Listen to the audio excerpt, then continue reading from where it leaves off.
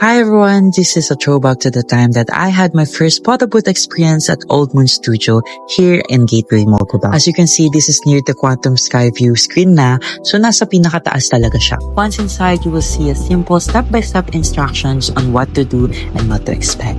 Pero nakakatawa kasi nangarag pa rin kami. So I really do suggest for you guys to take your time on choosing your props and practicing the poses that you will be doing. Kasi promise, the place is well known but since nasa pinakataas siya, hindi siya agad mabilis ma-crowded so you can take as much time as you need. Wala namang time limitation as long as hindi mo pa pinapress yung start button. For the price, 200 pesos for 2 copies. Yes, 200 pesos lang, no extra charges, nothing less, nothing more. Once you press the start button, instructions will pop out, filters, decorations, and templates will come out and you just have to choose what you like.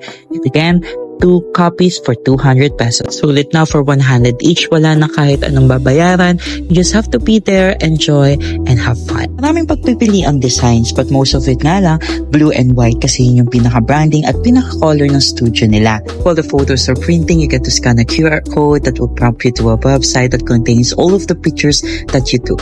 Even yung mga hindi nasama sa final printed copies. For 200 pesos, sulit na sulit talaga yung stay namin dito kasi naka-take pa kami ng mga pictures with the props nang hindi kami sinisita. The staff were very friendly, the place was really maintained well, and the ambience was really cool. 10 out of 10 would recommend. Thank you so much for watching, guys. Have a great day. Bye for now.